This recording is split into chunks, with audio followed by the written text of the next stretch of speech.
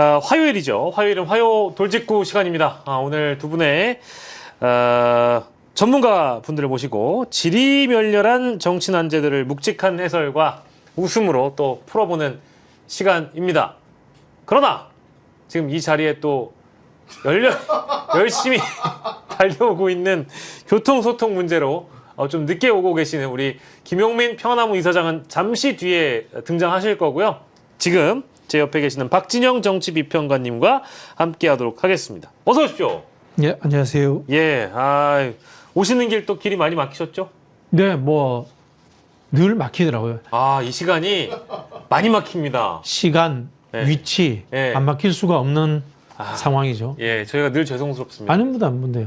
오는 사람이 일찍 와야 되는데. 근데 저도 오늘 5시 50분쯤에 시청에서 출발했는데, 네. 야, 이 진짜 엄청 막히더라고요. 요즘에 서울 시내 교통이 왜 이렇게 더 막히나. 원래는 이 정도는 아니었거든요. 제가 오는 길은. 근데 와, 요즘에는 거의 한 2배는 걸리는 것 같아요.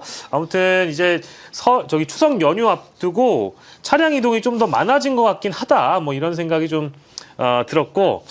자, 오늘은 사실 그 정부조직법이 의결된 날입니다. 국무회의에서 의결되기도 했고, 오늘 다룰 주제가 워낙에 많은데, 저희 오늘 첫 방송 아니시잖아요. 아니, 오늘 첫 방송입니다. 진짜요? 네네. 다른 데 안 다녀오셨습니까? 네네. 일이 많아요. 예. 그러셨어요? 네. 그래서 방송을 좀 줄이고 있습니다. 네. 그러셨어요?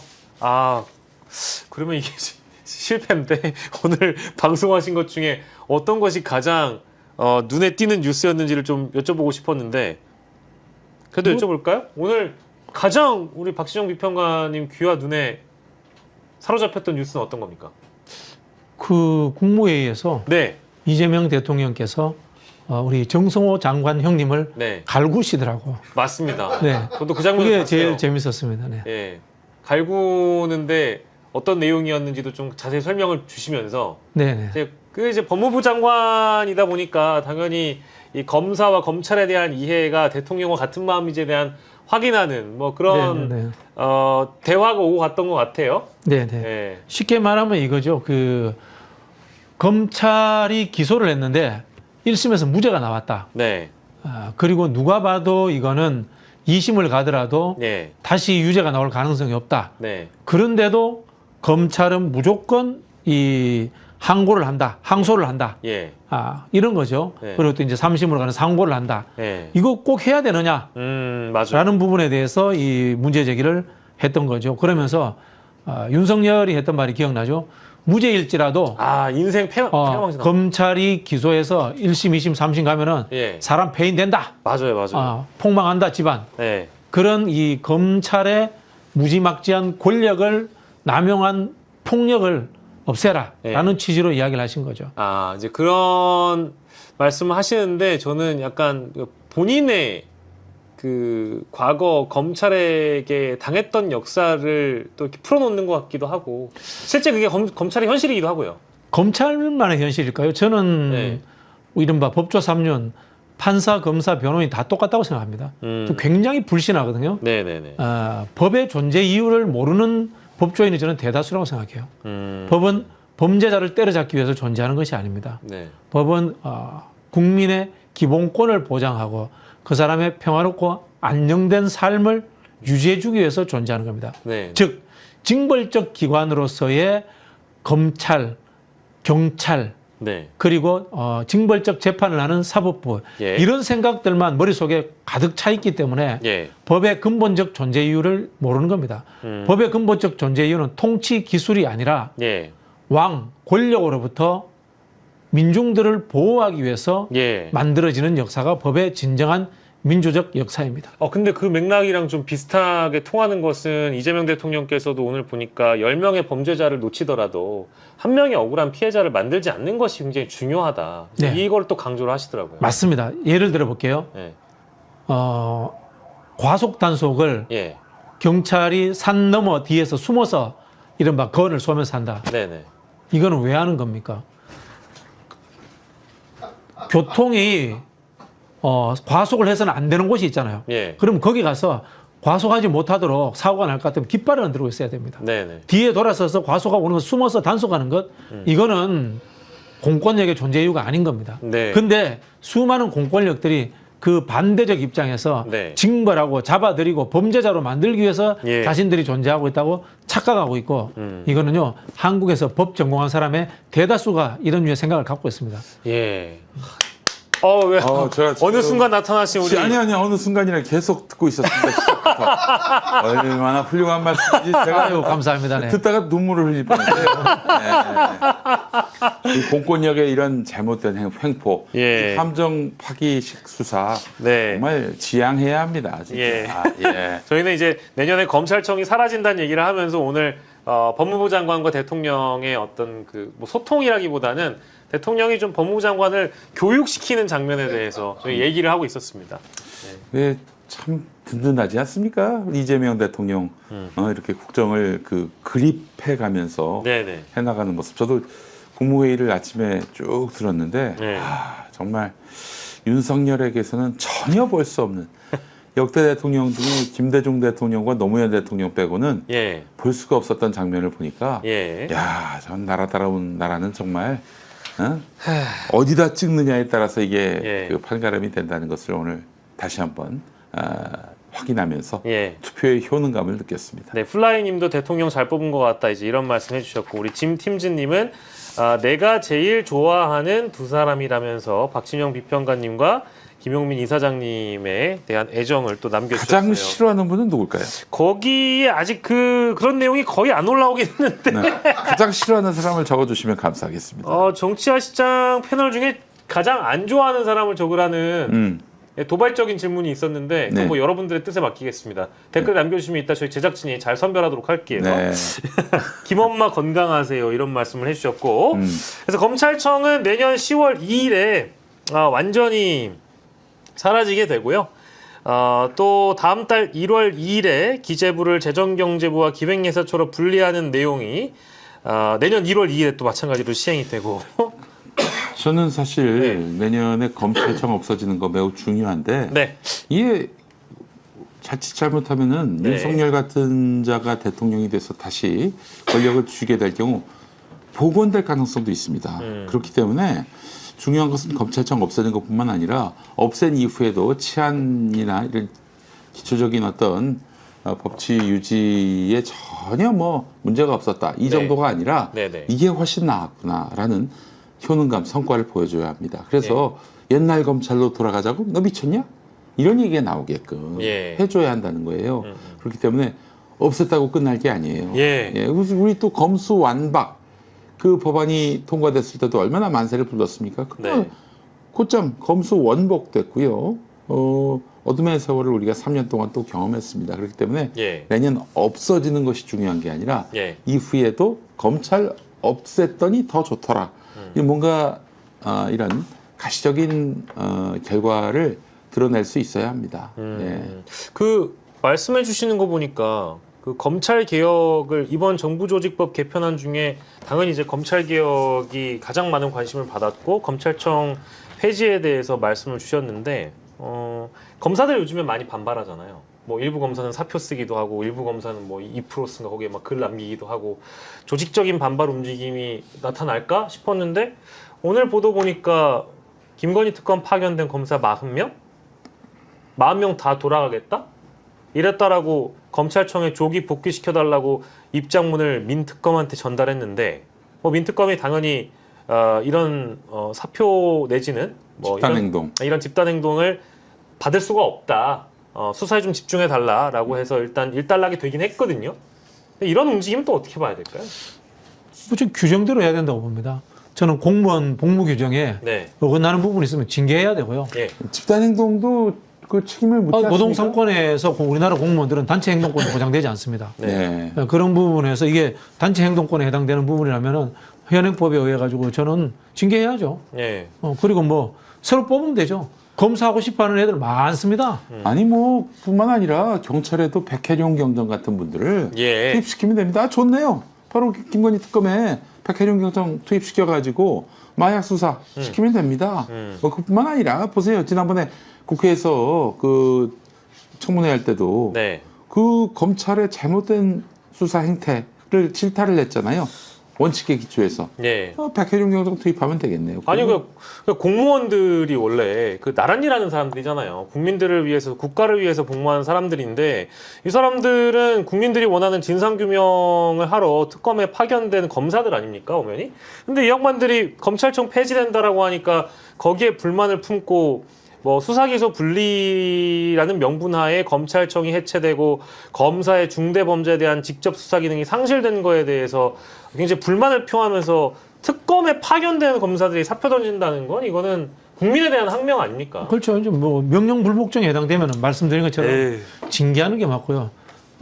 우리나라, 북한, 예. 중국 이런 데가 전 세계에서 관료제가 제일 섬세하게 되어 있는 나라거든요. 네. 근데 요즘 같은 융복합 시대, 그 다음에 AI 정보화 시대에 그 개별적 전문성이라는 것이 과연 그토록 특출날까? 네. 라는 질문을 던져보고 싶어요. 예. 검색하면 다 나오잖아. 아, 맞는 말씀. 네, 그렇지 않습니까? 맞는 말씀. 제가 한번 실험적으로 예. 범죄 혐의 관련해서 AI. 비슷한 내용으로 기사를 모았다가 딱 AI에다가 입력을 해놓고 이걸로 조서를 한번 꾸며줘. 예. 훌륭하게 잘해요? 뽑아냅니다. 예. 유료 버전 쓰시는 거 맞죠? 그렇습니다. 아유, 뭐 부럽네. 네. 같이 좀 쓰면 안 될까요? 뭐 그것만 한다고. 그래요? 정말 요즘에 AI 잘 돼 있어요. 위기감을 느낍니다. 맞아요, 그동안 맞아요. 머리 써서 글 써서 그렇게 밥벌이 했던 사람들은 이제 네. 뭐 어떻게 사나 싶어요. 예. 제가 책 쓰다가 그래서 중단했어요. AI가 너무 잘 돼 있어가지고요? 예. 근데 실제로 요즘에 그렇습니다. 방송 오프닝 같은 경우에도 그 어떤 AI는 좀 글쓰기에 특화된 AI가 있더라고요. 그래서 그거는 이렇게 주문을 잘 넣어가지고 뭐 프롬프트라고 하죠. 그걸 잘 넣어서 내가 오늘 이 주제에 대해서 라디오 오프닝을 하고 싶은데 시사 DJ처럼 오프닝을 써줘야 되면 쫙 뽑아줘요. 그것도 뭐 1분 길이, 5분 길이, 10분 길이. 아우 맞아요. 예. 깜짝깜짝 놀랍니다. AI 시대. 심지어는 제가 너무 뭐 간편함을 느끼는 것이 예. 글을 일단 썼어요. 글을 썼고 나름대로 내가 정말 이거는 완성문이다 이렇게 생각을 하고 예. 이 글을 윤문해줘. 네. 글을 다듬어줘 하면 예. 진짜 내가 쓴 것보다도 훨씬 낫게 윤문을 해주는 거예요. 동어 반복 없이 예. 맞춤법 정확하게 하고. 예. 그래서 글 배운다는 것이 무엇인가. 예. 뭐 이런 생각이 들 정도예요. 그렇죠. 이제 시사 정치 평론계에서 AI 때문에 퇴출될 대상 1호가 전 것 같아요. 왜 그렇습니까? 제가 가장 정통입니다. 교과서적으로 합니다. 교과서적으로 하신다고요? 네네. 많은 사람들은 박진영 뭐 좀 말도 안 되는 이야기야 이렇게 이야기하시는데 예. 저 대부분이 정치학 개론, 사회학 개론, 뭐 경제학 개론. 이런 개론에 나오는 이야기들을 하지. 예. 뭐 쓸데없는 아이디어 이야기 안 하거든요. 예. 그래서 아마 제가 제일 먼저 없어질 음모론으로 것 같아요. 얘기도 안 하시고. 아닙니다. 근데 그 굉장히 그 혁신적이고 개혁적인 목소리를 누구보다도 그 개론에 다 나오는 이야기입니다. 먼저 내시는 분이기 때문에 나머지 평론가들이 개론도 안 읽어봤다는 이야기죠, 제 이야기. 맞아요. 정확합니다. 반성하겠습니다. 기초가 없어. 사실 예. 박진영 평론의 핵심은 예. 기초가 탄탄합니다. 아, 기초만 배워요. 있습니다. 예. 아니 근데 AI가 얼마나 위협적이냐면요. 제가 사실 이 아내가 네. 아내한테 거짓말을 했어요. 뭐고 하여튼 그 세부적으로 얘기하면 네네 죄송합니다. 큰일 날 일이고 그래서 예. 뭐 큰일 날 일이라고 해서 여러분 뭐 이상한 건 아니고요. 법을 위반했다든지 뭐 민사에서 질 뭐 그런 사안은 아니고 하여튼 소소한 거짓말을 했는데 네. 이 거짓말을 이 거짓말로 인해서 발생한 곤란한 네. 난처한 형국을 풀 수 있는 방법을 일러줘 했더니 해법을 제시하는 거야. 예. 그대로 했더니 이게 금방 해결되고 예. 그래서 하나님 다음에 AI가 아닌가 하는 그런 생각이 들 정도. 아마 하나님이 이 천지 창조할 때 예. AI였을 거예요. 진짜 그럴 것 같아요. 첫째 날 뭐 그렇죠, 빛을 그렇죠. 만들어줘 하면 그렇죠. 빛을 만들어줘. 그렇죠.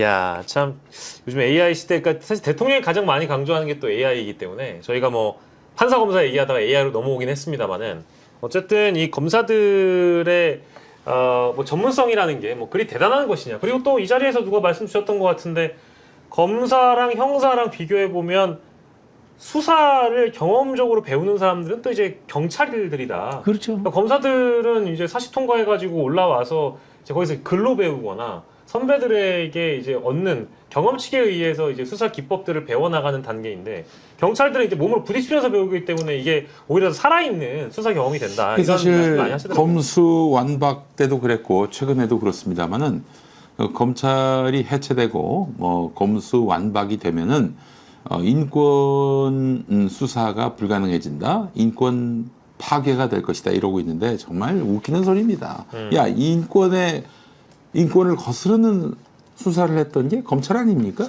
그래서 검수 완박하자는 얘기가 나왔고 검찰청 해체하자는 얘기가 나왔던 거 아니에요? 예. 아니, 쥐들 때문에 이 인권이 수사 과정에서 산산이 파괴가 됐는데 네. 이제 와가지고 인권 수사는 검찰만 할 수 있다 이런 소리를 하고 있으니 지나가던 개가 웃지요, 사실은.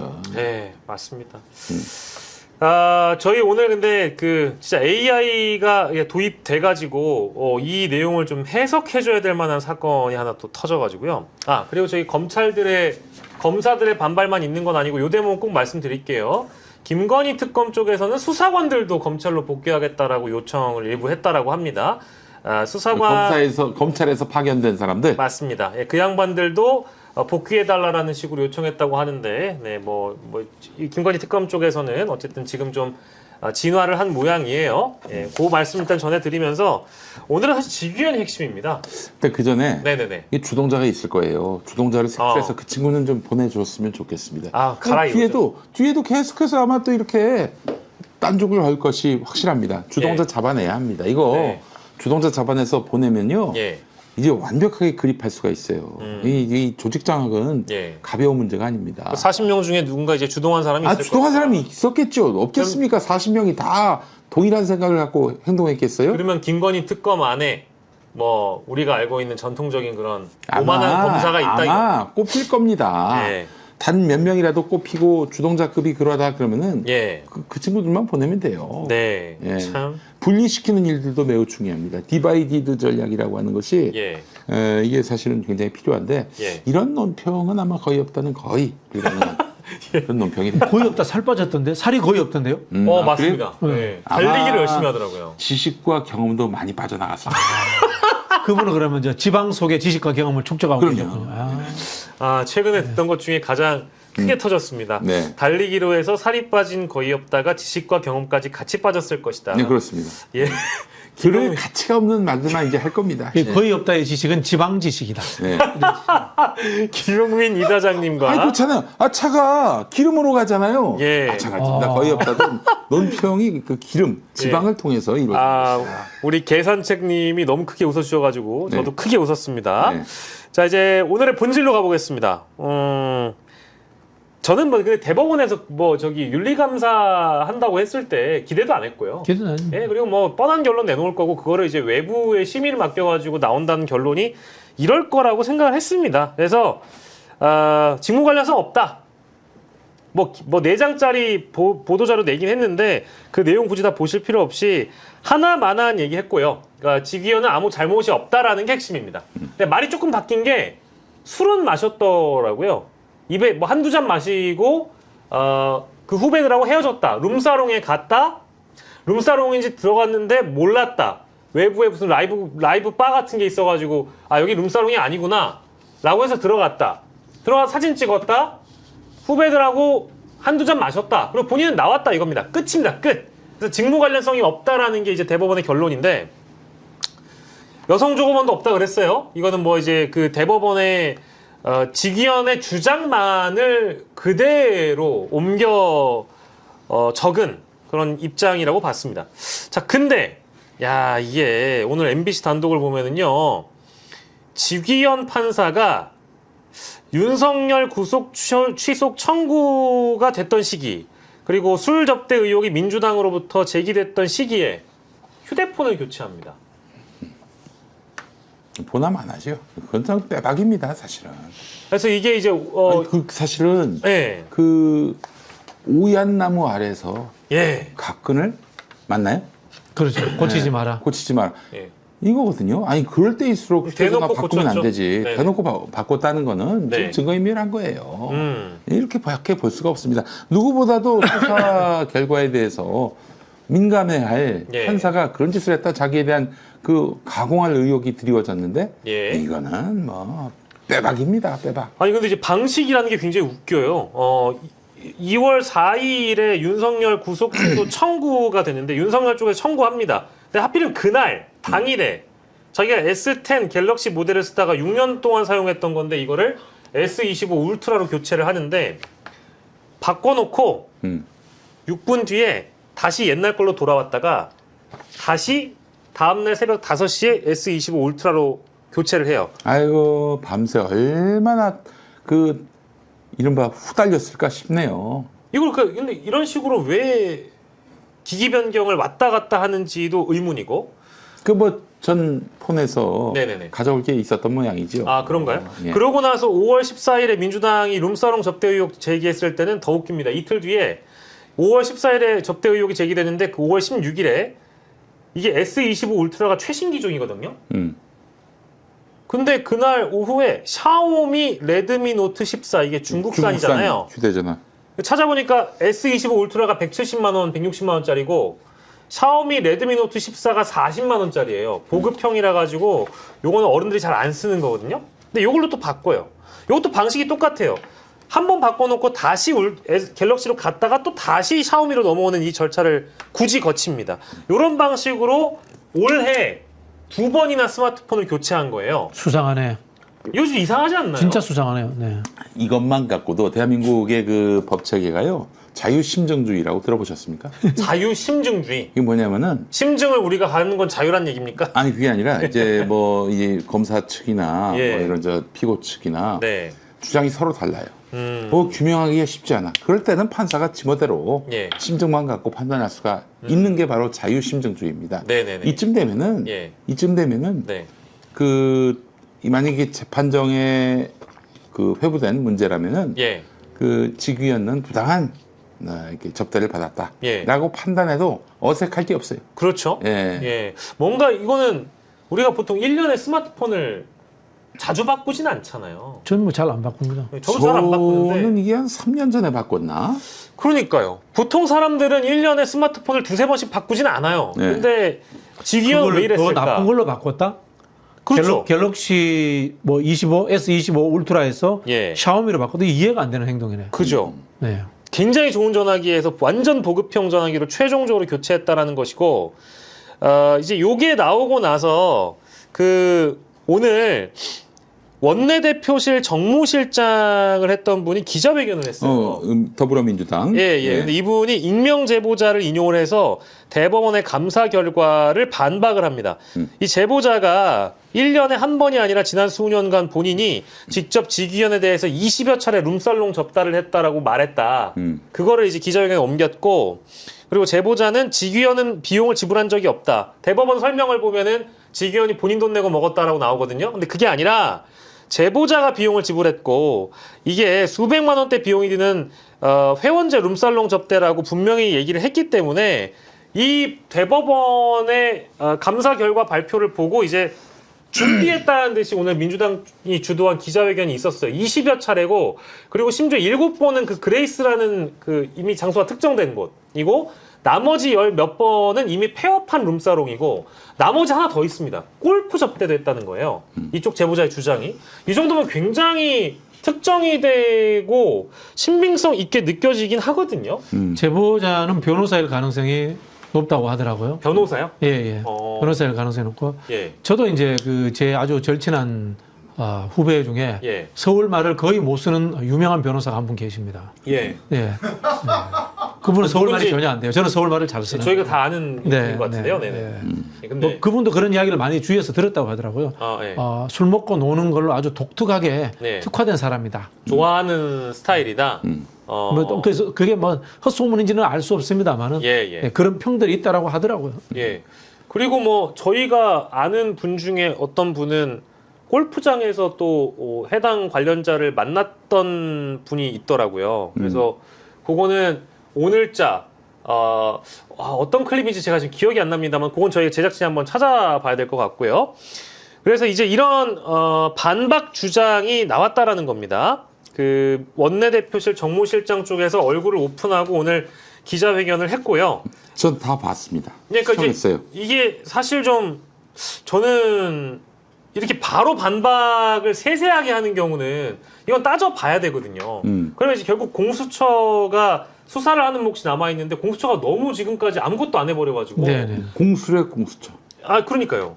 아니, 그러니까 이 저기 원내대표 정무실장도 참고인 조사를 공수처에서 2번이나 받았는데 네. 공수처 쪽에서 왜 조사가 더딘지를 물어봤대요. 그랬더니 대법원에서 협조를 안 해준다라고 했답니다. 그러면 이제 대법 결과 발표가 오늘 당일 이루어지고 이런 재반박이 나왔다고 하면 이건 결국 수사 사안으로 갈 수밖에 없는 거 아닌가요? 너무 웃기는 이야기인데 예. 그 지금 오늘 대법원에서 그걸 발표하면서 공수처 수사 결과를 뭐 주목하겠다 이랬잖아요. 예. 대법원은 전혀 진상 규명에 있어서 협조를 하지 않았어요. 예. 뭐야 도대체? 아니 만약에 진짜 공수처의 결과를 주목하겠다라고 한다면은 예. 대법원이 수사에 협조를 했어야 하는 거 아닙니까? 그렇죠. 근데 수사 협조를 안 했다는 거 아니에요 지금 얘기는. 네. 뭡니까 이게 대체? 에이, 이런 오만하기 짝이 없는 대법원 행태. 국민들 상당수는 그래서 조희대 대법원은 믿지 못하겠다 이러고 있는 거 아니에요? 근데 오늘 이런 보도들이 다 민주당 발이거든요.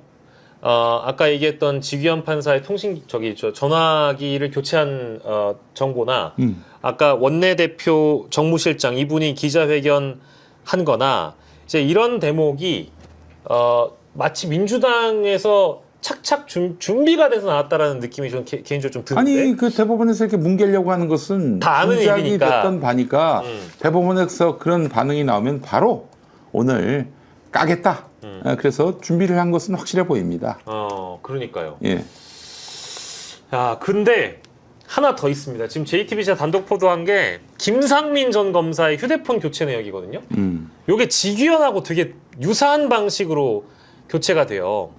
아 그러면은 지규현, 김상민 이게 하나의 컨트롤 타워에서 예. 직영을 한 것인지 둘 다 이제 직역이 다르잖아요. 한 사람은 판사, 한 사람은 검사고. 전 검사. 전 근데, 검사고요. 연결고리는 네. 친윤이란 네. 점. 네.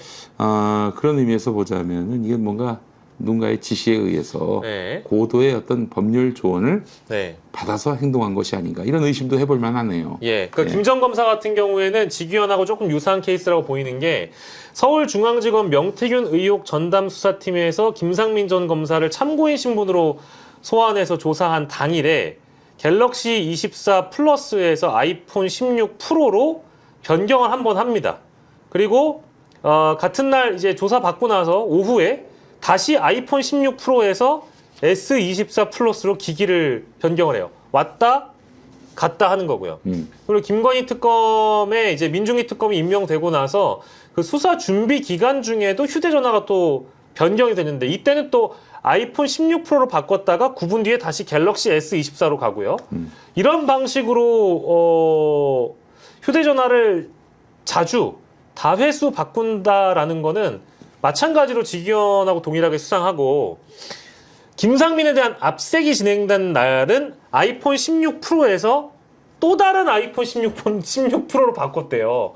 그러니까 이게 혹시나 검찰에서 특검에서 디지털 포렌식을 할 때 혼선을 주기 위한 일종의 기법이 아니냐 이런 이야기들도 나오는 것 같더라고요. 저희가 뭐 이제 기술 전문가는 아닙니다만은 전혀 모릅니다. 예. 기술에 둔해가지고. 아니 그러니까 저도 그런 건 둔한데 이게 방식이 약간 직연 케이스하고 굉장히 유사해 보이지 않습니까? 비슷한 느낌이 들고. 그죠. 좀 원내대표 정무실장이 누군가에서 찾아봤더니 정의찬이네요. 예. 정의찬 예. 전 조선대 총학생회장. 예. 저희 아주 절친한 동생입니다. 이번에 과거에 이제 뭐 고문. 네, 그거 이제 받으신 뒤집어 적도? 썼죠 그때. 그죠. 조선대 총학생회장 하면서 예. 그 당시에 이제 검찰로부터 본인이 다 뒤집어 쓴 친구였죠. 예. 그래서 이제 억울하게 좀 그런 점이 있었죠. 네.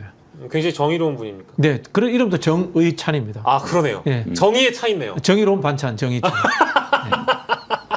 그분이 거짓말할 리가 없다. 네네. 이렇게 봐도 됩니까? 네네. 아니 이제 본인이 제보를 받았다라고 얘기를 해서 본인이 제보자에게 제보를 받고 이것을 실제 민주당 쪽에 전달을 한 장본인이라고 공개를 한 거잖아요.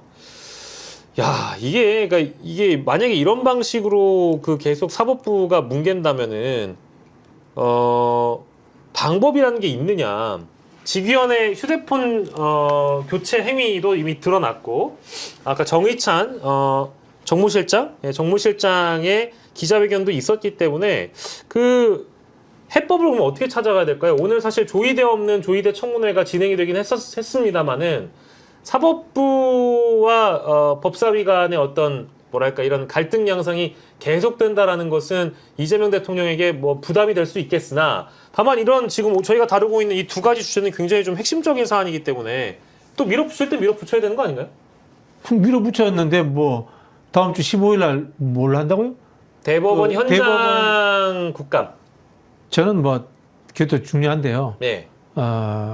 국정조사로 가야 된다고 말씀드리고 싶습니다. 국정조사라는 거는 국회 차원의 국회 차원에서 예. 국정조사를 국회의장 결재를 받아서 하는 예.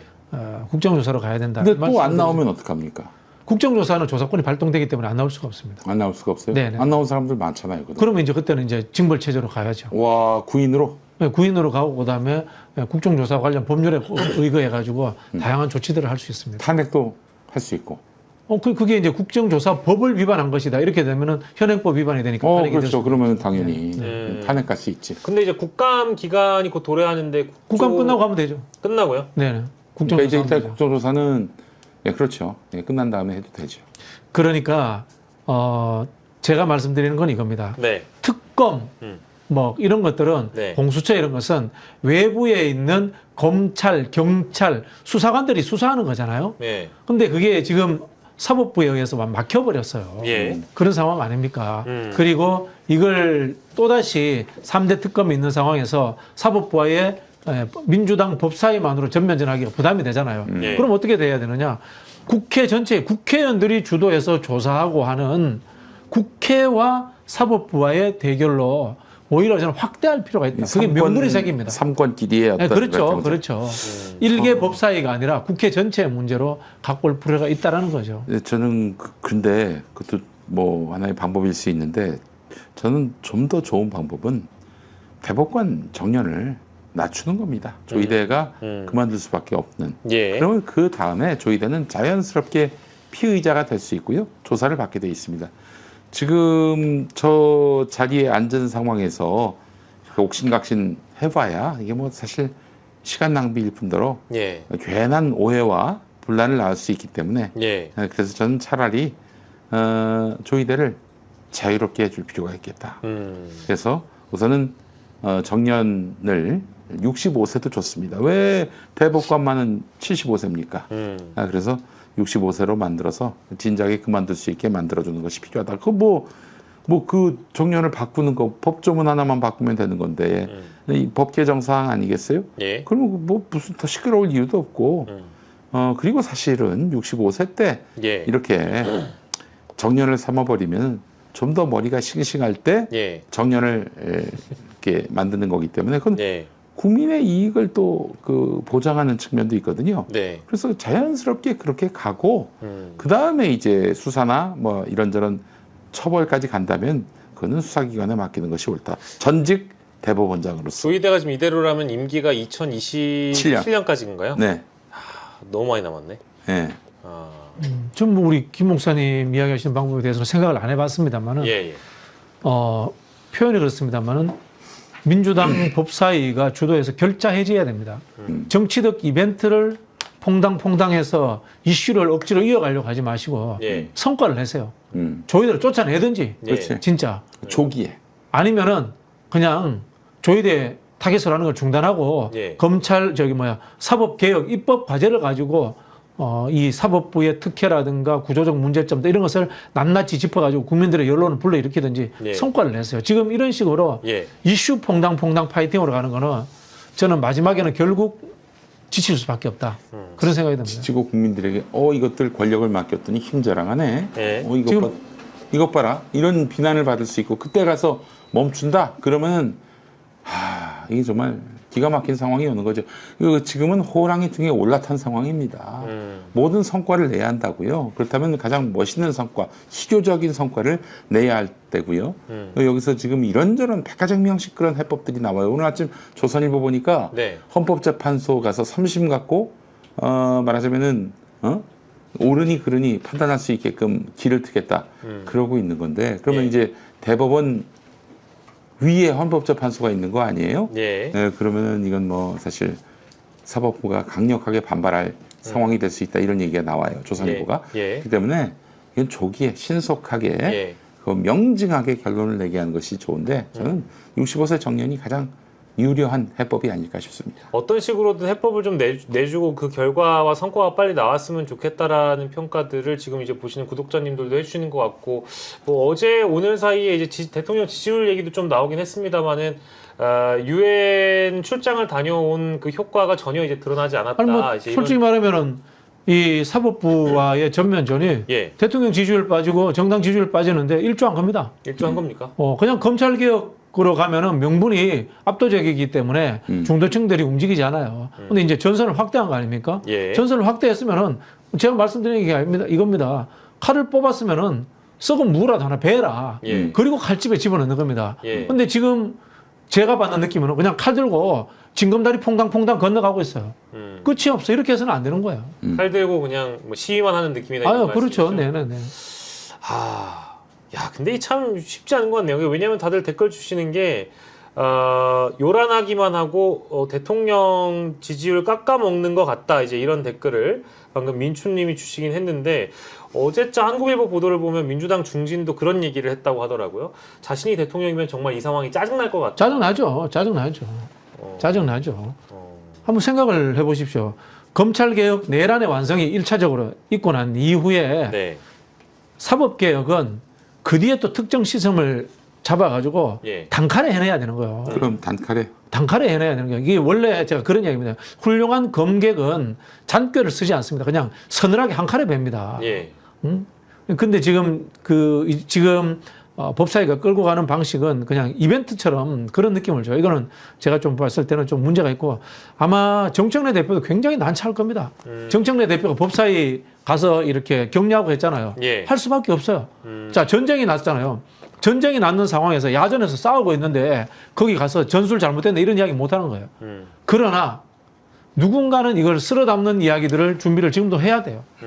전략단에서. 그 지금 이재명 대통령도 예. 뭐 내란 세력들 확실하게 응징하는 것, 그래서 내란 국면을 조기에 종식하는 것, 조기가 굉장히 중요해요. 그래서 추석 전에 모든 개혁 입법을 예. 완료하겠다라고 대통령 뜻을 받들어서 정청래 대표가 밝혀왔고 예. 일정 부분 그렇게 입법이 돼가고 있는데 이 사법부까지 전선이 확대된 마당이라면은 저는 네. 지지합니다. 사법부 손봐야 돼요. 저 그대로 놔두면 안 됩니다. 저는 얼토당토 없는 그 선민의식 그거 방치하면 안 되지요. 아니 지금 대한민국 선출 권력 머리 위에 조이대가 있다는 거 아닙니까? 있을 수 없는 일입니다. 그렇기 때문에 근데 빨리 서둘러서 그리고 한 칼에 갑자기 여기저기서 막 그냥 떠들었던 사람들 목이 날아가 버린 거예요. 갑자기 침묵이 발생된 거죠. 그렇게 가야 됩니다. 그래서 제가 뭐 이게 동의 안 하셔도 되는데 제 네. 수준에서 아이디어를 한번 내볼게요. 예. 한 두 가지를 말씀을 드리고 싶은데 네. 하나는 직위원 탄핵입니다. 예, 직위원 탄핵. 네. 직위원은 아마 국민적 공분이 아주 높을 거예요. 예. 그래서 그 명분이 있습니다. 그래서 탄핵을 내놓고 직위원을 지금 공수처에 고발되어 있는지 모르겠어요. 고발돼 있습니다. 고발되어 있을 거고요. 그 다음에 특검에서도 수사 대상이라고 맞습니다. 이야기했습니다. 맞습니다. 그래서 직위원을 대상으로 한 수사 촉구를 하는 것. 이게 저는 하나의 방법일 수 있고요. 두 번째는 국정조사안을 내놓고 국감 이후에 하겠다. 국회 차원에서. 네.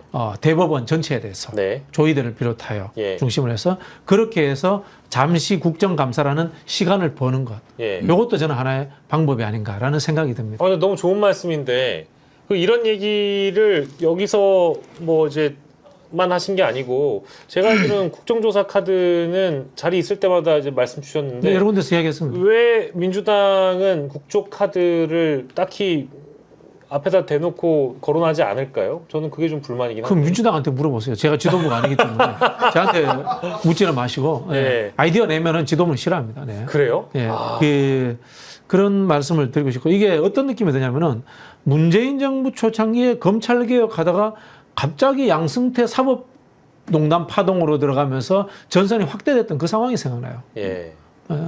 개도 잡고 구럭도 잡고 했다가 개도 잃고 구럭도 잃었던 거야. 예. 그런 상황이 있거든요. 예. 이게 이재명 대통령이 그런 이야기예요. 단계론적 접근이 필요하다. 예. 그런 이야기를 하잖아요. 네네네. 성과를 내면 동력이 다시 거기에서 생기거든요. 예. 그리고 한 단계로 옮겨가고. 예. 그래서 이른 매듭을 지어줘야 돼요. 예. 벌리는 게 중요한 게 아니라. 네네.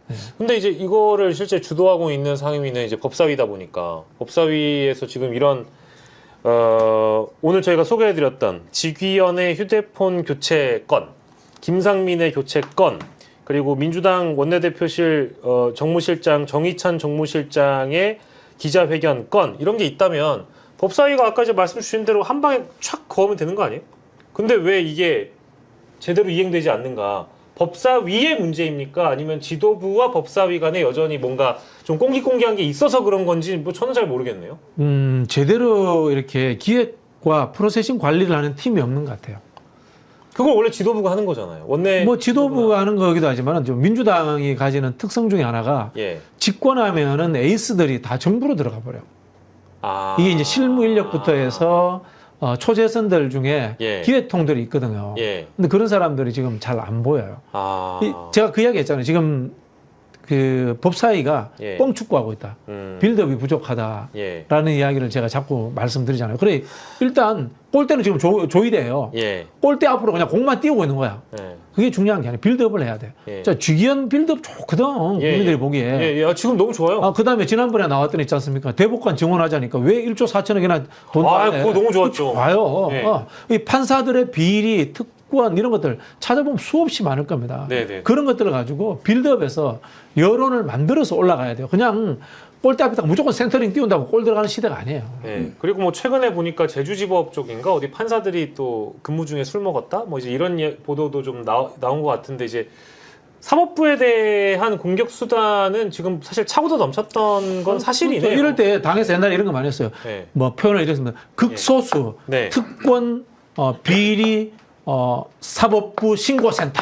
국민신고센터 이런 것도 하나 만드는 거예요. 그래서 매일 있지 않습니까? 예, 예. 원내대표 나와서 브리핑하는 거예요. 아, 이런 어떤 제보를 받았다. 예. 이런 그 어떤 민원도 들어왔다라고 네네네. 이제 여론 환기도 시키고. 네. 그러니까 이제 저는 좀 유려한 접근이 네. 사법부를 우리가 흔들 마음은 없다. 음. 다만 지금 사법부 수장으로 네. 조희대는 대단히 부적절한 사람이다. 조희대를 끌어내려야 한다. 예. 이런 방향으로 가야 됩니다. 그래야 오만하지 않다는 얘기를 들으면서도 예. 조희대를 제거하는 그 실리를 추구할 수 있는 거 아니겠어요? 네. 예. 이재명 대통령이 되지 못하게 아예 그 공작을 벌인 거 아닙니까 재판으로? 네. 이거는 정치 개입이죠. 국민들이 공감하는 바예요. 그런 조희대를 더 이상 대법원장으로 둘 수 없다. 예. 사법부의 어떤 독립과 공정성에 심대한 이미지 타격을 가한다. 사실 이 정도면은 굉장히 공감대를 이룰 수 있거든요. 예. 근데 이 판사 사회 전체를 다 악마화한다든지 이런 것들은 좀 과도한 측면이 있어요. 그거는 그 자칫 잘못하면은 오만하게 비춰질 수가 있기 그렇죠. 때문에. 앞에 붙였잖아요. 일부 극소수. 일부 극소수. 일부 극소수. 네. 예. 그런 좀 유려한 접근이 필요하다 이런 생각이 듭니다. 제가 그래도 한 당 정치 고생을 한 20년, 25년 해봤잖아요. 예. 이런 일들이 있을 때마다 하는 방식들이 존재해요. 국민신고센터 뭐 이런 것도 만들고 있지 않습니까? 네. 그다음에 당내 조사단도 만들고 네. 이렇게 하면서 뭐 향판들 비리 많이 올라오거든요. 예. 그 지방직 기다들하고 그 간담회 하면서 향판들 비리도 찾아오고 예. 뭐 그런 것들이 있어요. 그런 이른바 과거에 하던 방식들이. 예. 예. 뭐 박지원 어르신한테 한번 여쭤보든지. 예. 예. 그러니까 이제 아까 뭐 지방 향판들 얘기하셨습니다만 소개해드렸던 내용은 제주의 부장판사 3명이 근무 시간에 술 먹고 노래방에서 소란을 피워서 경찰이 출동하는 일이 있었다라고 합니다. 그게 언제냐? 지난해 6월 28일 사건이 이제 뒤늦게 보도가 된 거네요. 이런 일들이 있었다라고 이제 또 당 차원에서도 주목해줄 수 있는 거니까. 네. 이게 네. 왜 이런 상황이 벌어졌냐면요. 네. 우리 시청자 여러분들 좀 꼴깝게 들었을 수 있지만 네. 586 퇴조로 당의 기획력과 예. 프로세싱 관리가 안 돼요. 586이 퇴조해서 그게 안 되는 거면 586은 그럼 좀 더 586은 뭐 그 사람들이 기득권이 됐고 시대에 뒤떨어진 과거 구태 철학에 매몰돼 있고 그랬지만 옛날에 운동권 하면서 전략 전술 공부를 한 거야. 예. 독재 정권을 상대로. 네. 예, 전략 전술 공부를 했기 때문에 그런 프로세싱 관리가 잘 돼요. 586들하고 제가 일을 다 해봤잖아요. 예. 586들이 실무 본인 굉장히 자신이 잘해요. 586이지 뭐 또. 저는 뭐 586을 볼 수도 없고 그냥 거의 진짜 시다발이 아이가 수준이었는데 그 586들이 예. 총론의 문제에서는 시대 정신을 뒤따라지 못해가지고 예. 도태됐지만은 실무 잘해요. 김민석 총리도 실무 잘하거든. 예. 뭐 그런 사람들 그런 실무 역량이 없어요 지금. 오늘 참 두 분 다 공감되는 말씀 많이 해주시는데요.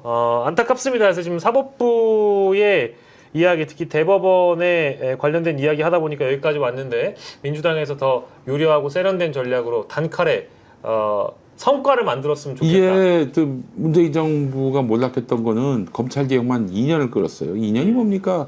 윤석열이가 2019년에 검찰총장이 됐으니까 뭐 그 이후에 과제도 있었고 큰 3년 동안 끌어왔는데 예.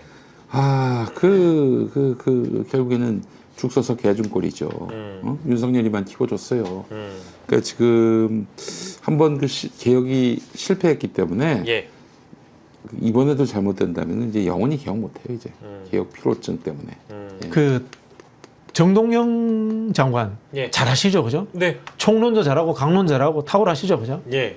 이 과연 노무현 시대 때 20년 전에 그 우리가 열린우리당 했던 그 정치만큼 지금 실무자들이 하고 있는가? 예. 이거 한번 생각하면서 그 정동영 장관이 적자생존이라 그래요. 예.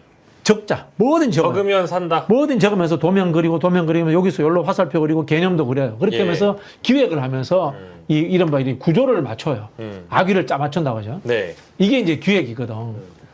그냥 그렇게 하는 것과 슬로건 하나 툭 던져가지고 조이대 탄핵 툭 던져서 그냥 와 가는 거하고 예. 뭔 차이가 있는지 한번 좀 고민해 볼 필요가 있어요. 말씀을 계속 하시는데 답답함이 많이 느껴지시는 것 아니, 같아요. 잘 될 거예요. 예. 잘 될 거고. 네네. 지난번에 또 검찰 개혁의 실패에 대한 그 경험들이 있기 때문에 어떻게 접근하는 것이 좋을지. 근데 지금은 사실 또 막 나가는 것처럼 보여도 예. 벼랑이 등에 올라탄 상황입니다. 여기서 퇴로가 없어요.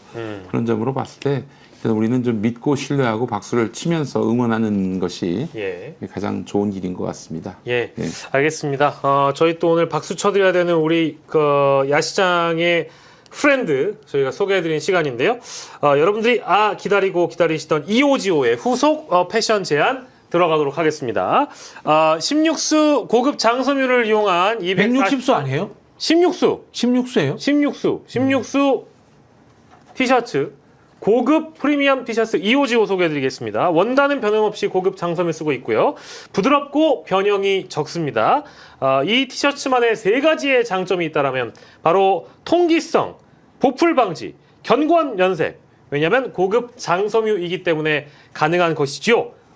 저희 오프라인 매장 판매가가 35,900원인데 요걸 이제 10,000원 할인해가지고 25,900원에 판매하고 있습니다. 요 2개를 구매를 하시면 배송 메시지에 정치야시장 만세라고 써주시면 저희가 양말 한 켤레도 서비스로 드리고 있습니다. 저희가 이제 반소매 티셔츠를 완판한 데 이어서 이제 긴 소매도 가져와가지고 총 5가지의 색깔을 판매를 하고 있고요.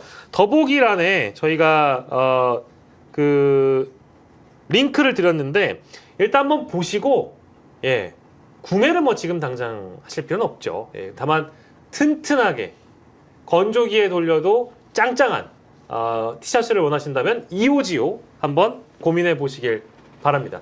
추석 연휴에 얼마 남지 않았는데 뭐 가족들끼리 같이 티셔츠 나눠 입는 것도 아마 좋은 선택이 되지 않을까. 뭐 저는 뭐 그렇게 생각하는데 여러분들 또 생각 어떨지 모르겠네요. 하지만 한번 봐주세요. 들어가셔서 일단 봐주시면 다양한 상품들이 되어 있고 이오지오 사장님이 뭐 니트 종류나 가디건도 지금 트라이를 해보시고 있다고 하니까 더 좋은 제품들 여러분들께 소개해드릴 수 있도록 저희가 정치야시장에서 전폭적으로 팍팍 홍보해드리도록 하겠습니다. 이오지오님 감사드립니다. 오늘 그 얘기도 저희 해볼 건데 그 장윤선 기자가 어디 방송에서 그런 얘기를 하셨나 봐요. 대통령실에 조직 개편이 있어서 그 김남국 디지털 소통 비서관 여기가 지금 비서실장 아래로 들어갔거든요. 그래서 좀 더 원활한 소통을 하러 들어갔다는 겁니다. 근데 24시간 유튜브 방송 이것도 가능하지 않겠냐라는 얘기가 그 대통령실 취재하는 장윤선 기자 말에 따르면 뭐 한 달 전부터 준비해 왔다 이제 이런 얘기가 나왔다고 하고 다만 김남국 비서관은 이렇게 얘기했다고 하네요. 24시간을 어떻게 하냐? 다만 소통할 수 있는 유튜브는 준비 중이다. 그러니까 이게 지금 대통령실 공식 브리핑 이런 거 하는 거 말고 KTV 이매진 이런 거 말고 다른 유튜브를 하나 또 신설을 해가지고 소통 차원에 한번 대통령실이 만들어 보겠다는 얘기인데 괜찮은 아이디어일까요? 만약에 한다고 하면? 저는 크게 동의하지 않습니다. 동의하지 않으신다고요? 네. 아, 쓸데없는 사족이다. 아니 뭐 그렇게까지는 이야기할 필요 없고 뭐 유튜브를 할 수도 있는데 네네네. 그것보다 공영방송들의 네. 보도의 양과 질을 높여주는 게 좋지 않겠나. 아, 차라리 그럴 바에는. 나는 먼저 그런 말씀 좀 드리고 싶어요. 공영방송이 할 일이죠. 뭐 정부가 이래라 저래라 뭐 대통령실이 이래라 저래라 할 일은 아닌 것 같은데. 이래라 예. 저래라 안 하고 공영방송에 그렇게 잘할 수 있는 방법이 없을까요? 저는 너무 맞는 공영방송 굉장히 중요한 지적이라고 좀 보는데 예. 그 지금 공공의 플랫폼을 그렇게 방치하지 말고 예. 활성화시키자 이런 말씀인 것 같은데 네. 저는 그렇다면은 KTV도 있지만은 예. 이 라디오 방송 같은 경우가 훨씬 슬림합니다. TBS 말씀하시려고요? TBS가 아니고 예, 예. TBS는 이제 지금 서울시 미디어 재단 TBS거든요. 네네네. 국가가 운영하는 라디오 방송이 뭔지 아십니까? 국가가 운영하는 라디오 방송이요? KBS KBS는 공영 방송이죠. 국영 라디오 주파수가 따로 있단 뭐 말씀이세요? 국군의 소리 이런 겁니까? 그렇습니다. 국군 방송. 네. 네. 그걸 활용해요? 예. 그게 전국 방송이에요. 아, 그렇고 광주에도 부산에도 서울에도 강릉에도 나옵니다. 예. 교통방송도 있잖아요. 교통방송 그렇죠. 교통방송 지역 교통방송. 지역 교통방송 예. 행안부 TBN이라고. 거잖아요. 예, 예. TBN. 알죠. 행안부 거거든. 네네네네. 솔직히 말하자면 경찰 겁니다. 행안부 아래 경찰 경찰이 거지, 있는데 경찰 거지. 예. 이 경찰 퇴직 공무원들이 거기 가서 예, 이제 맞아요. 말하자면 간부 자리 예. 차지하고 그러는데 근데 예. 너무 그 방송과 무관했던 경찰 고위직들이 가는 것은 낙하산의 성격이 크고요. 예. 저는 그래서 국군 방송 또는 예. 지역 교통 방송과 예. 서울의 교통 방송 지금 주인이 없게 됐잖아요. 네. 이걸 통폐합해서 국가가 운영하는 라디오 방송을 해보면 어떨까? 라디오 나가서 이것만 하면 되잖아요. 예, 예. 그죠? 예. TV는 뭐 세트 만들고 뭐 그냥 자막 넣고 촬영하고 뭐 그래야 하는 건데 예. 또 일단 기본적으로 뭐 TV에 나오려면 분장도 해야 되고 네. 복잡합니다. 뭐 라디오로 그런, 변할 수 있겠다. 훨씬. 그런 기능을 하는 데가 KTV이고 KTV가 잘하고 있으니까 그거 말고 예. 라디오 방송을 통해서 저는 이런 제안을 하고 싶어요.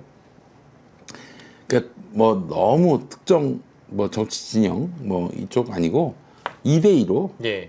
그 말하자면 민주 진영, 예. 보수 진영, 그거 빼고. 그거 빼고. 그거 빼고 그러니까. 예. 그 뭐 민주 진영도 뭐 극좌 이건 어렵죠. 그래서 하루 종일 시사 이슈를 갖고 토론하는 예. 그런 힘들어. 네? 할 수 있는 능력이 되는 사람이 없더라고요. 토론의 능력이 안 된다. 아니 진행의 능력이. 진행. 박영식을 데려가야 돼. 여기 박영식 그럼 우리 정치 아시겠잖아 어떡하라고. 응? 여기는 기본적으로 무슨 보수가 나오거나 그러지 않잖아요. 보수의 소리를 쌉소리로 여기는 분들이 이제 정치 야시장 같은 방송을 보는 거고, 예. 기본적으로 그런 식으로 공론회장을 만들면은 예. 맞아요. 저는 훨씬 더 낫겠다. 사실 공영방송 이런 데서 하루 종일 그렇게 토론 방송하기는 쉽지 않거든요. 뭐 그런 식으로 방송을 만드는 것이 어떻겠는가. 예. 그럼 뭐 대통령실에서 유튜브를 만드는 것도 의미가 있는데요. 예. 일방적 홍보가 아니라 네. 예를 들자면 좀 중도 성향의 언론 기자들이 출입하는 애들 있잖아요. 예. 출입 기자들이 늘 자주 출연하는 예. 금방 우리 김 목사님 이야기하시는 것처럼 예. 그분들의 관점에서 약간의 왼쪽, 약간의 오른쪽에 있는 사람들이 토론하고 이런 식으로 한다면은 들을 만할 것 같아요. 그냥 대통령실 홍보 방송이 되면 예. 그냥 또 진영 방송 돼요. 안 봐요. 안 봐. 사람들이 안 봐. 그래서 KTV 제가 시청률, 말씀드리는 거예요. KTV 시청률 한번 보세요. 그게 뭐 제대로 나온 적이 있었습니까? 그 여기도 보면은 뭐 이제 출입 기자들도 가서 좀 라이브 방송도 할 수 있는 뭐 스튜디오도 이렇게 뭐 꾸미거나 뭐 이제 유튜브를 기반으로 한 대통령실이 좀 마련한 그런 유튜브 뭐 이런 것들을 기획을 하고 있는 중인 것 같은데 어떤 소통 플랫폼이 또 탄생할지는 일단 저희 기다려보고. 아니 그리고 저기 예, 사실은 제가 이제 민주진영에 좀 얘기하고 싶은 게 이명박 정권은요 종편을 만들었습니다. 그렇죠. 미디어 지형을 바꿨어요. 네. 근데 민주진영은 뭐 그런 하나 하는 게 없어요. 심지어는 그 김어준 총수가 이끌었던 그 뉴스공장 TBS에서 방송하는 것도 못 찍혔잖아요. 네. 찍히지도 못했으면서 뭘 자꾸 이렇게 유튜브는 그 나름대로 정치 야시장 같은 이런 그 강소 채널들이 또 예. 지금 열심히 하고 있는데 예. 그 분야까지 진출해 버리면은 이거 뭐 어떻게 하자는 거예요. 그러니까 저는 기성 미디어, 예. 레거시 미디어를 이용해서 네.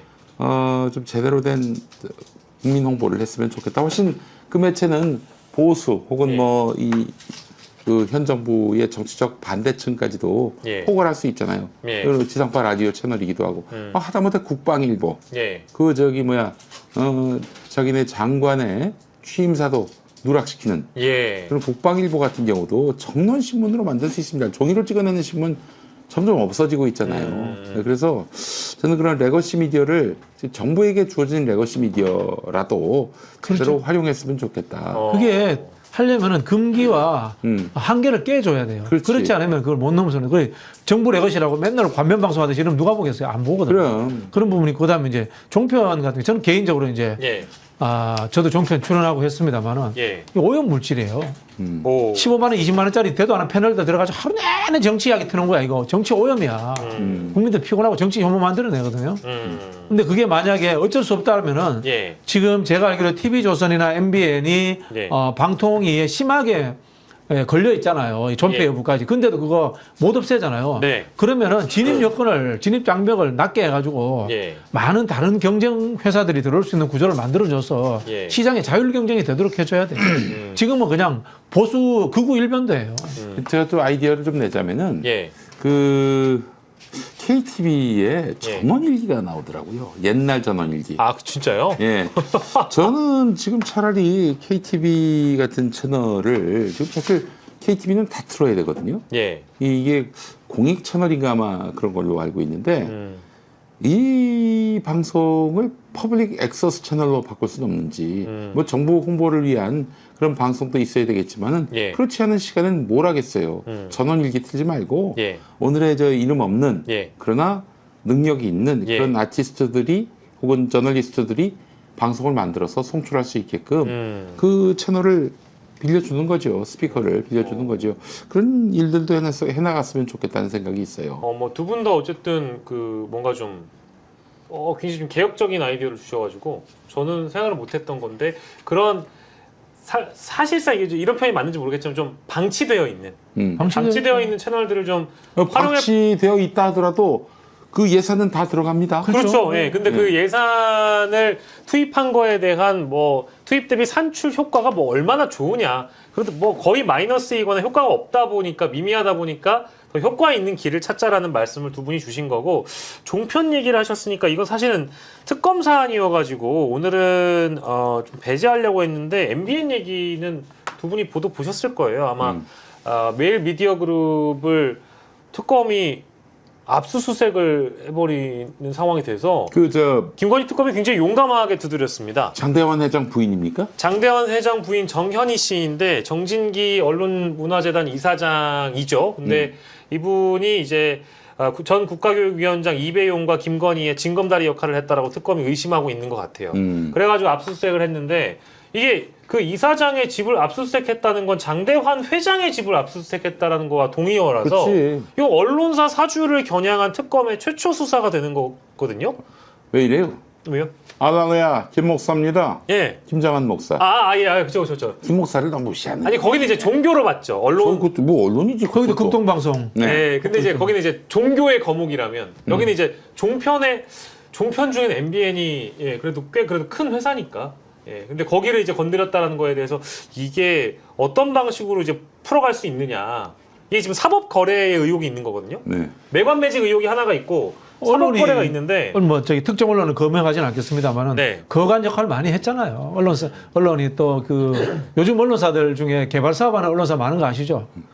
그 부동산 개발 사업하는 언론사들도 있고 심각한 경우가 많죠. 우리 김 목사님도 김정한 목사 부동산이 많습니다. 김 목사님의 극동방송이. 극동방송도. 야, 어마어마해요, 진짜.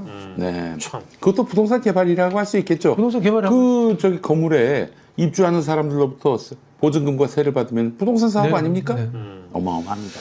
얘기가 좀 세긴 했는데 그거죠. 그러니까 MBN이 방통위로부터 6개월 업무 정지 처분을 받는데 이거에 대해서 행정소송을 MBN이 하고 유예돼 있잖아요. 1심에서는 MBN 쪽이 패소하고 뒤에 이어서는 2심에서 승소로 바뀌고 대법에서 심리불속행 기각인가 그걸로 해가지고 사실상 대법 확정 판결이 나버려요. 6개월 방송 정지가 예. 없던 아니, 일이 무산이 돼버리는 거죠. 없던 일이 돼버리는. 그러니까 MBN 쪽에서는 굉장히 어떤 수건 현안인 건데 이거를 정현희 씨가 김건희를 통해서 사법 거래를 시도할 수 있었느냐에 대한 이제 이게 의문점이거든요. 그러니까 정현희 씨 아버지가 정진이죠. 그 매일경제 창업주죠. 예. 그리고 그 사위가 장대환 회장이고. 회장이고. 예. 예. 그리고 그 회사 출신이 박영식 앵커고. 뭐 그렇습니다만. 예. 아주 잘 나가던 앵커였어요. 예. 저는 한 4년 다녔는데. 저도 뭐 MBN에 출연 많이 했습니다. 맞아요. 네. MBN에서 탄핵 이야기하고 하다가 뭐 잘렸죠, 제가. 네. 참. 저도 한번 몇 번 출연했습니다. 그러셨죠. 예. 네네. 맞아요. 예. 거기 또 이제 저희 공통의 아는 분들이 계셔가지고. 네네네. 예. 아니, 거기 이제 안에 일하시는 분들이야 뭐 무슨 죄겠냐. 구성원들은 죄가 없죠. 예. 근데- 직장인들이지 뭐. 네, 그렇죠. 아니, 근데 요 상상력을 한번 점검을 해 주십시오. 그러니까 김건희가 사법거래가 가능하게끔 길을 터줄 수 있는 정도의 권력이 있었을까요? 그때 당시에? 있었죠. 그럼요. 당연하죠. 무슨 저기 인사까지 다 개입을 했는데. 그래서 그 고리를 한번 찾아보자면 1심에서 MBN이 패소했을 때 그리고 2심에서 일심은 MBN이 문재인 정부 때요. 예, 그 승소했을 때 그 사이의 기간에 누가 임명되냐면 조희대가 임명돼요. 대법원장. 조희대 대법원장 체제에서 MBN이 2심 결과를 바꿔서 가져갑니다. 야, 그러면은 조이대를 에게 칼끝이 겨냥된 수사일 수도 있겠네요. 그러니까 이게 이제 어디로 흘러갈지 모르겠어요. 김건희 만약에 특검이 이거를 정말 김건희에게 그 정 씨가 로비를 했고 예. 그렇게 해서 김건희가 우리 조이대 형한테 예. 이렇게 뭔가 좀 청탁을 했고 야, 그게 가능한가? 그렇게 해서 2심에서 엎어졌고 3심에서 예. 심리불속행으로 해가지고 예. 2심 결과가 그대로 유지된다. 유지되고. 예. 그 각을 보는 것 같아요. 사실 뭐 MBN PD들이나 구성원들, 뭐 기자들이나 구성원들 굉장히 괜찮아요. 예. 괜찮은데 늘 이제 경영진의 문제인 거죠. 사실 그분들하고 아무 상관이 없는 게 예. 초기에 투자금, 그 불이행이죠. 자본금, 네. 자본금을 이렇게 엉뚱하게 채워 넣어가지고 그렇게 해서 이게 문제가 된 거 아닙니까? 그러니까 뭐 부장이나 국장 단위한테 차명으로 이제 대출을 받아오게 하거나 아니면 투자를 받아오게끔 했단 말이에요. 네네. 근데 이제 그 중에 불만을 가진 그 내부인이 네. 자료를 갖고 내부 고발을 해버려가지고 이 문제가 불거진 거예요. 근데 이게 왜 아무 문제도 아니게 되죠? 그럼 사실 회사 설립 자체가 무효가 돼야 되는 거잖아요. 그럼요, 당연하죠. 그렇죠. 뭐 그렇게까지도 아니고 그냥 저기 한상혁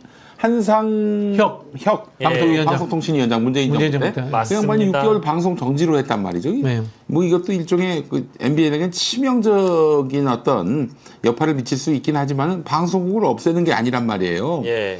그래 굉장히 많이 봐줬다 이런 비판이 있었는데 아예 그게 뭐 늘 말씀드리지만 아까 우리 예. 법사 이야기도 하다 말았는데요. 네. 매를 들거나 예. 아예 들지 말거나 할 건 하고 말 건 말아야 됩니다.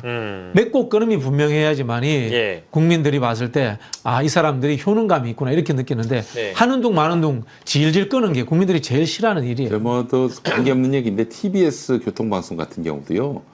그 문재인 정부 방송통신위원회에서 TBS가 광고 영업을 할 수 있게 상업방송 할 수 있도록. 예, 방송 광고를 할 수 있게 길을 예. 열어줬으면은 예. 서울시가 지원금을 끊든 말든 이 시청률 청취율 높잖아요. 예. 운영이 됐을 거예요. 근데 당시에 민주당 추천에 허욱 씨라고 예. 방송통신위원이 예. TBS가 이제 광고를 못하게 못 박았습니다.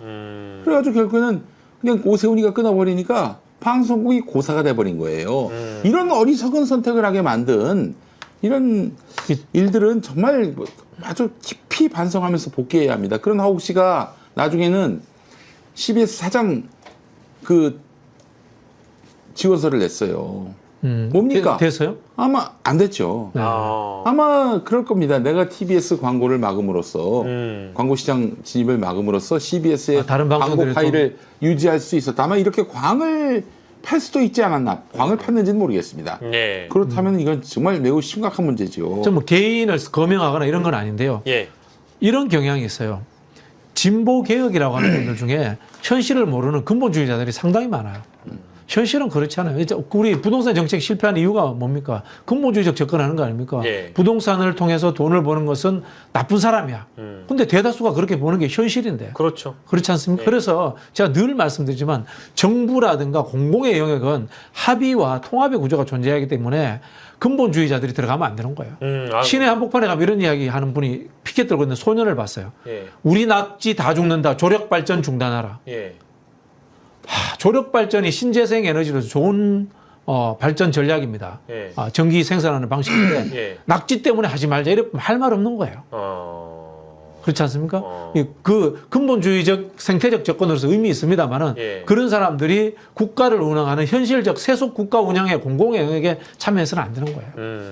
그 현실을 알아야 돼, 알고 얘기를 해야 되는데. 뭐 TBS 얘도 마찬가지인데 예. 상업적 현실이 존재하잖아요. 예.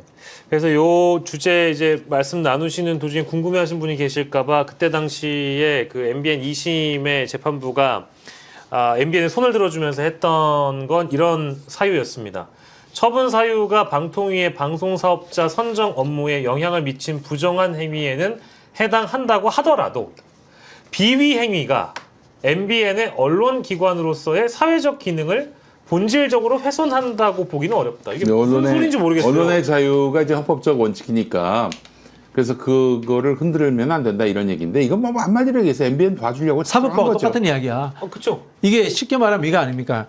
이 언론의 기능과 별개의 문제라 이건 주식회사라는 상법의 문제로 접근해야 되는 거잖아요. 어떻게 그렇죠. 보면. 네. 이걸 이제 회사를 만들어내는 자본금을 형성하는 과정에서 비위가 있었는데 그렇죠. 이 부분은 있다 하더라도 하지만 언론기관의 기능을 존중해야 된다. 이렇게 흘러가는 거예요. 더더욱 하면 안 되는 거지. 그러니까 이게 요 이제 판결문을 보고 나서 제가 더 확신이 생긴 것 같아요. 이거 진짜 어떤 거래가 있었나? 야, 김건희를 통해서 뭔가를 이뤘나? 전화를 받았나? 이제 이런 생각이 들었다는 겁니다. 이제 요게 또 이제 오늘의 화제가 된 내용이고, 저희 그 소중한, 프렌드 한 분을 더 소개를 해드리겠습니다. 보험 장터 소개해드립니다. 실제 보험 장터 상담 사례입니다. 49세 여성 고객님이 매달 38만 8천 원을 내면서도 보장은 뇌출혈과 급성 심근경색에 한정돼 있었습니다. 그러나 보험장터 리모델링 후 보험료는 19만 8천 원으로 절반 가까이 줄었고 협심증과 뇌동맥류 같은 경증 질환으로 보장이 넓어졌습니다. 어떻게 이런 변화가 가능했냐? 보험장터는 고객님의 기존 보험을 면밀히 분석해서 불필요한 중복된 갱신형 상품을 정리를 하고요. 최신 약관을 가진 보험사를 선별해서 보장 공백을 채워드립니다. 단순히 보험을 새로 권유하는 게 아니고요. 전체 구조를 효율적으로 재설계해드리는데요. 이건 아무나 할 수 있는 일이 아닙니다. 보험장터는 대한민국 생명보험사 20개, 손보사 13개와 제휴를 맺고 있고 20명의 전문 보험 인력이 매달 교육과 시장 분석을 통해서 변화하는 상품과 트렌드를 연구합니다. 이 전문성과 시스템이 있기 때문에 고객에게 꼭 필요한 상품은 늘리고 불필요한 비용을 줄일 수 있는 건데요. 보험료는 가볍게, 보장은 든든하게 49세 실제 여성 고객의 체감한 변화를 저희가 소개해드렸는데 어디로 전화하시냐? 1544-5788 1544-5788로 전화를 주시면 되겠습니다. 상담은 돈을 받지 않습니다. 무료입니다. 그리고 전화가 부담스럽다. JK6003 JK6003으로 카톡 친추하시면 여러분들 언제나 무료 상담하실 수 있으니까요. 내가 보험이 되게 오래됐는데 보험비만 나가고 뭐 이렇게 받은 게 없어. 고민되시죠? 보험장터로 전화하시면 되겠습니다. JW6003으로 하면 안 됩니다. 그건 뭡니까? 제욱 6003. 백제욱 6003. 예, 다시 한번 거의 없다가 JK6003. 네. 예. 지방선거 주제 하나만 쪼개고 저희 이제 오늘 좀 정리해 보려고 하는데요. 이게 그 김정재 이철규 녹취 보도 보셨어요? 김정재 네네. 이철규 녹취록 들어보면은 뭐 3억에서 5억 어쩐다 저쩐다 이런 얘기가 나오고 있는데 원래 지방선거에서 캠프가 캠프를 받아들이는 조건으로 3억 5억씩 막 상대 정당에선 주고 던지고 받고 이러는 모양입니다. 그렇죠. 옛날에 있었던 일이죠. 근데 이게 2024년 얘기예요. 그러니까 경선을 해서 네. 이긴 쪽이 진 쪽한테 뭐 그렇게 한다라는 얘기. 그렇죠. 이 사건에 대해서는 구체적으로 말씀드릴 수 없습니다만은 예. 과거에 이제 뭐 이런 뭐 후보 매수행위라든가 네. 뭐 이런 것들이 횡행했죠. 근데 포항에서는 이런 일들이 여전히 벌어지고 있다는 얘기로 김정재 의원이 똑부러지게 얘기를 했더라고요. 이철규 의원한테 얘기를 그렇죠. 한 이건 뭐 거니까. 수사를 해봐야지 정확한 사실을 알 수 있습니다만은 예. 수도권에는 이런 일이 없어요. 불가능한데 예. 지방에 내려가면은 예. 이게 특정 정당이 특정 지역을 독식하는 구조가 되고 예. 견제가 없잖아요. 예. 그리고 언론도 한편이 돼서 제대로 감시하지 않고 그러다 보니까 뭐 그럼 이제 나쁜 비리라든가 이런 것들이 많이 생겼다라고 하더라고요. 예. 아니 근데 그게 그 현실적으로는 뭐 과거에는 그랬다고 하더라도 지금은 정당에서 단수 공천을 주면 이제 단수 공천을 주고 나서 그 이후에 여타 후보들이 이제 막 이의를 제기하는 과정들이 분명히 있잖아요. 근데 만약에 이런 매수 행위가 실제 이뤄지면 그런 잡음이나 반발도 줄어들 수 있기 때문에 김정재 의원 쪽에서는 이거 복잡하니까 빨리 그냥 단수로 줘라라고 이제 부탁하고 청탁하기 위해서 통화를 했다라는 취지라고 보면 되겠습니까? 뭐 그렇죠. 그 흡수하면서 예. 뭐 이익 관계를 나누려고 했다. 뭐 이런 의심이 되는 상황이죠. 네. 그 그래서- 며칠 전에 한석규 나오는 영화 그 드라마 한번 보세요. 예. 신사장 프로젝트인가 보면 예. 4회인가 5회에 예. 한석규가 그 시의원 출마를 합니다. 거기에 보면은 돈가방 들고 오고 뭐 이런 장면들이 있어요. 네. 그런 게 과거에는 있었다. 과거에는 있었는데 예. 요즘도 이런 걸 한다라는 이야기에는 저는 뭐 참 깜짝 놀랐습니다. 이거 뭐 사실관계는 확인해 봐야 됩니다만은. 예. 내년 지선을 앞두고도 이런 일이 뭐 있으면 안 되죠. 근데 있을 것처럼 충분히 예상되는 공관위원인 이철규와 김정재의 통화 내용이었기 때문에 단수를 달라 이겁니다. 이제 목적은 그거였고. 뭐 둘은 부인했습니다만 어쨌든 이 녹취가 어제 공개되고 나서 일파만파 굉장히 또 뜨거웠고 이건 이제 수사 사안이기 때문에 쉽게 말하면 이런 거잖아요. 본선은 하나만 한 거야. 예. 공천만 받으면 당선되는 곳이야. 그렇죠. 이러면 이제 경선에 목숨 거는 거죠. 그렇지. 수단 방법 가리고. 그러면 이게 수도권에는 이런 일이 없어요. 그럼 이게 좀 도발적인 질문일 수도 있는데 뭐 저는 정당 상황을 잘 모르니까 유리한 텃밭에선 이런 일이 벌어진다는 거잖아요. 그렇죠. 예, 과거에 그랬죠. 네. 민주당의 호남 쪽에서는 뭐 전혀 이런 일들이 과거에 이런 일들이 있었습니다. 과거에는 네네네. 근데 요즘에는 그런 일이 뭐 그건 제가 알 수 없죠. 네네네. 이게 왜냐하면 진종호 의원이라는 분이 이런 주장을 합니다. 내년 6월 지방선거를 앞두고 종교단체 신도 3천여 명을 동원해서 특정 후보를 밀어주기로 했다라는 의혹이 나왔다. 수혜자는 김민석 국무총리다? 이런 주장이거든요. 김민석 총리 어디 출마합니까? 모르겠어요. 금시초문인데. 예. 진종호 의원이 공개한 녹취록에 따르면 문체위원장실의 한 직원이 제보자에게 자신의 개인 돈으로 1인당 월 당비 1,000원씩 6개월간 총 1,800만 원을 대납을 하겠다라면서 월? 예, 뭐라는 거야? 당원 가입을 회유를 했다. 뭐 이제 이런 주장인데 제가 아는 바로는 네네. 민주당 수도권에는 당비 대납이 없다고 보시면 됩니다. 당비 대납 자체가 없다. 네네. 아니, 이게 미디어를 통해서 국민들의 지지와 신뢰를 받으면은 예. 될 텐데 굳이 돈을 들여서 그렇죠. 그렇게 해야 될 이유가 없습니다. 그러니까 이제 신자들을 회유해가지고 3천여 명 정도를 동원한 다음에 특정 후보를 밀어주는 방식에 대한 의혹 제기인데. 김민석이 그런 게 뭐가 필요해요? 그렇죠. 그러니까요. 네. 그래서 여기 이제 뭐 어떤 내용까지 나오냐면은 제보자가 뭐 예전 경선 때처럼 1, 2번씩의 지령이 내려오느냐라고 묻자 김 위원장은 김민석으로 가시죠. 김민석으로 라는 그런 뭐 답변을 한다라고 이 김모 위원장이라는 사람이 문체위원장실에 있는 분인가 봐요. 이제 요런 내용이거든요. 근데 이게 이제 저는 약간 어떤 생각이 들었냐면 본인들의 그러니까 국민의힘의 종교단체 개입을 덮기 위한 하나의 물타기 이런 방식으로 나온 그 의혹 제기라고 봐야 되겠습니까? 어떻습니까? 저는 그렇게 봅니다. 예. 예, 어떻게 보세요?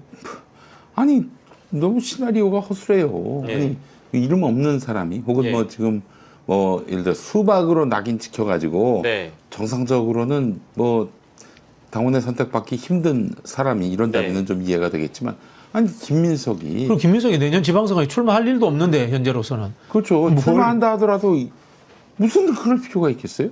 그러니까요. 이 논리적 구성이 하나도 안 맞아요. 그러니까 이게 결국 이건 마치 네. 이재명 그 대표가 대선을 앞두고 돈이 모자라서 예. 이게 대장동 통해서 뭐 뒷주머니 챙겼다, 네. 비자금을 쌓았다 이 얘기하고 크게 다르지 않을 것 같아요. 아니 이재명 대통령은 후원금 계좌 열면은 하루도 안 갔어 갇혀요. 뭐가 아쉽다고 그렇게 대선 때 돈 쓰고 남았는데 법정 선거 운동 자금도. 글쎄 말이에요. 그런 이유가 뭐가 있어요. 마찬가지로 김민석은 지금 이재명 정부의 2인자입니다. 예. 민주당 차기 대선 후보로도 거론되고 있고요.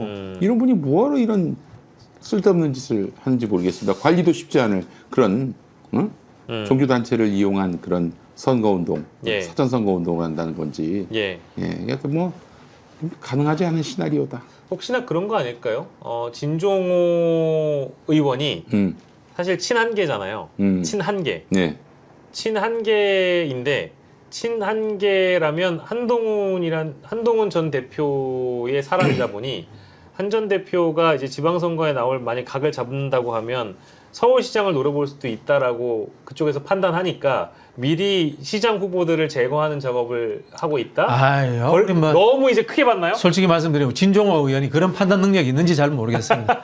이분은 그냥 정치 안 하시는 게 맞는 분이죠. 예. 그냥 이상한 데다 포를 쏘신 분이다. 예. 총구를 이상한 데 겨냥하셨다. 예. 요 이제 녹취록에 등장하는 뭐 이제 연루된 민주당의 서울시 의원이 있는가 본데 민주당 서울시당 쪽에서 입장을 내고 종교단체와의 연관성을 부정했고요. 녹취 속의 김민석 언급은 시의원의 의사표명일 뿐 김민석 총리와는 무관함을 확인했다. 민주당 서울시당은 당원 전수조사를 실시하기로 했고 의혹에 연루된 시의원은 의혹 제기를 악의적 조작으로 규정하고 당에 누를 끼치지 않기 위해서 일단 탈당하겠다고 이제 상황이 정리된 일단 상황입니다. 조사하는 건 잘하네요. 네. 국민의힘 조사 안 하잖아. 네. 검찰 수사도 안 받고. 이런 부분들은 예. 이게 사실이라면 당의 암적 존재이기 때문에 예. 진실을 명명백백히 밝혀내고 잘라내야 돼요. 예. 오늘 뭐 일부 이제 데일리한 뉴 데일리 이런 쪽에서 이 보도를 엄청 띄우려고 노력을 많이 했어요. 그렇게. 근데 살려지진 않았습니다. 네. 예, 요렇게만 저희가 정리하고 마무리하도록 하겠습니다. 오늘 화요돌 직후 시간 박진영 비평가 그리고 김용민 평화나무 이사장과 함께했습니다. 두 분 고생하셨습니다. 네, 감사합니다.